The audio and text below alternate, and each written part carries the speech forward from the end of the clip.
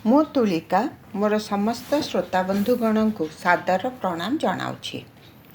आज आसतु आमे शुणिबा पुरी श्रीक्षेत्र रे अवस्थित दोल मंडप बा दोल बेदी उपरे किछि। श्रीमंदिरर द्वादश यात्रा सह एही दोल मंडप बा दोल बेदी संपृक्त। अतीतरे 1481 ख्रीष्टाब्दरे गजपति महाराज पुरुषोत्तम देवଙ୍କ समୟରେ दोल मंडप साहिस्थ दोल मंडपरे रत्न सिंहासनाधीष्ट दारु विग्रह माने विजे हेउथिले। गवेषक डॉक्टर सत्यनारायण राजगुरुଙ୍କ मत अनुଯାयी 1230 ख्रीष्टाब्दरे अनंग भीमदेव श्रीमंदिरर नूतन सिंहासन रे श्री विग्रह मानक प्रतिष्ठा कार्य समापन परे दोलोत्सव निमंते गोटे स्वतंत्र मंडप श्रीमंदिरर अल्प दूर रे निर्मित करथिले। सेठारे एही उत्सव तत्कालीन समय रे अनुष्ठित हेउथिला। संप्रति एही मंडपटी प्राचीन स्मृति को बहन करी दोल मंडप साहिर मध्य भागरे अवस्थित। मंडपर नाम अनुजाई उक्त साहिर नाम दोल मंडप साही बोली जना जाए। अपर पक्षरे मादला पांजीरु जना जाए जे पूर्वे श्री विग्रह मानंकु दोल बेदी को विजे करी दोल उत्सव अनुष्ठित हेउथिला।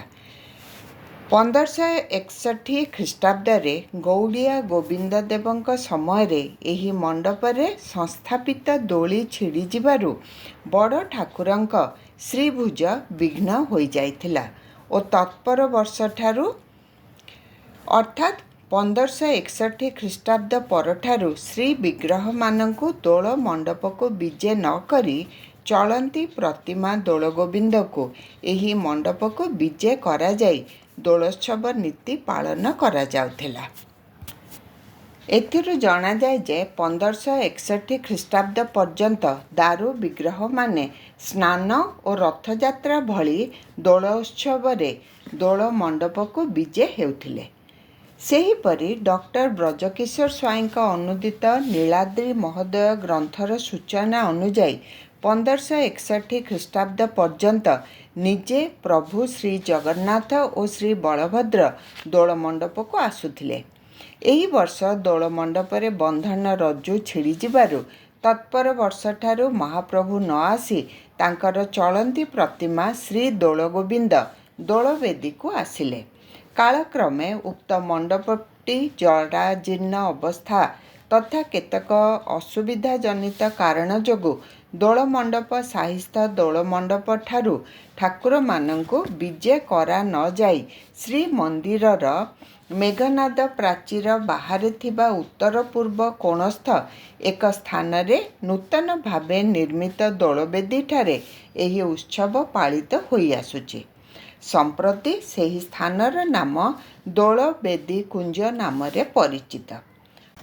खोर्धा राजा वीरकेशरी देवଙ୍କ माता एही मंडपटर निर्माण करथिले। पूर्वे गजपति महाराजा माने दोलवेदी रे छेरा पहरा सेवा करुथिबारे जना जाए। चाचेरी लीला रे उल्लेख अछि जे एवंते प्रभु प्रदक्षिणा करी मंडपरे विजे बसंत रागे महुरी बाजे। एहा परे राजा छेरा पहरा करती। श्रीमंदिर स्वतलिपि रे गजपति महाराजांक छेरा पहरा सेवा मध्यरे रथ उपरे स्नान वेदी रे दोल मंडपरे ओ चाप उपरे एही सेवा करिबा विषय रे उल्लेख रहिछि। वर्तमान गजपति महाराजा अद्यावधि दोल वेदी रे थरे मात्र छेरा पहरा सेवा करिथिबा जଣା जाए। दोल वेदी कुंजठारे अवस्थित चतुष्कोण विशिष्ट दोल मंडप बा दोल वेदीर लंब और प्रस्थ 80 फुट लेखाएं अटे। एही वेदीर केंद्र भागरे 4 इंच उच्चता विशिष्ट एक मंडप रहिछि। उक्त मंडपटी 35 फुट रे 35 फुट आकार विशिष्ट अटे। दोलोत्सव उपलक्षे मंडपरे लागुथिबा काष्ठ निर्मित दोलीर दैर्घ्य 7 फुट और प्रस्थ 2.5 फुट अटे। मंडपर मध्यस्थल 5 इंच उच्चता विशिष्ट कला मुगुनी प्रस्तरर एक मंडप रही।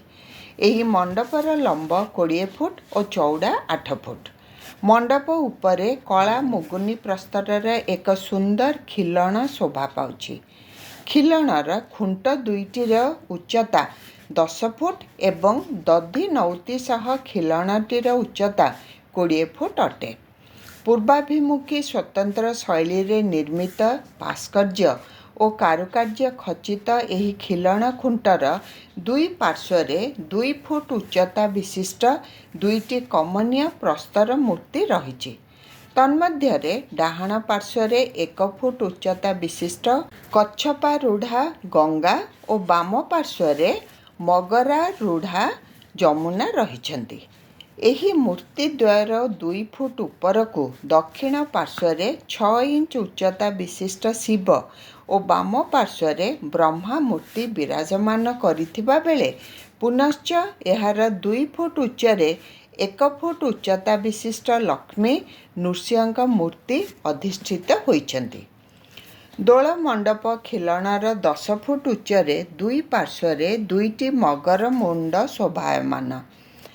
କଳା ମୁଗୁନି ପ୍ରସ୍ତରର ଏହି ମଗର ମୁଣ୍ଡଟିର ଉଚ୍ଚତା 2 ଫୁଟ ଓ ପ୍ରସ୍ଥରେ 3 ଫୁଟ ହେବ।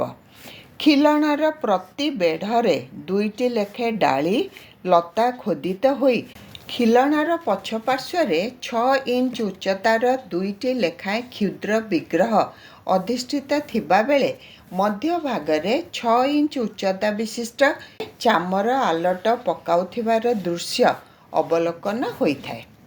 ଏତଦ୍‌ବ୍ୟତୀତ 8 ଇଞ୍ଚ ଉଚ୍ଚତା ବିଶିଷ୍ଟ ଅଷ୍ଟଭୁଜ ଏବଂ ଚତୁର୍ଭୁଜଧାରୀ 6ଟି ମୂର୍ତ୍ତି ରହିଅଛି।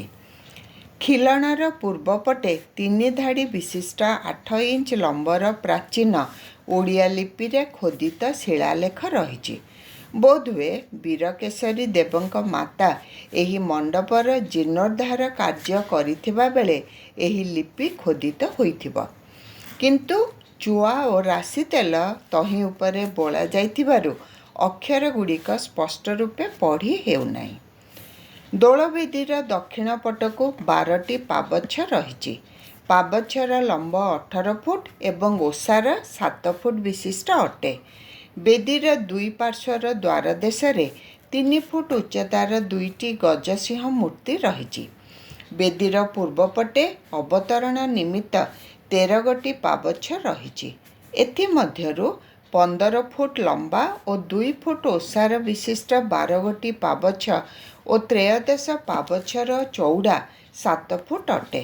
ଏହି ମଣ୍ଡପର ମାର୍ଜନା ନିମିତ୍ତ ଆବଶ୍ୟକୀୟ ଚୁଆ ରାଶି ତେଲ ପ୍ରତିବର୍ଷ ଦୋଳ ପୂର୍ଣ୍ଣିମା ଉପଲକ୍ଷେ ଯୋଗାଇ ଦିଆଯାଇଥାଏ।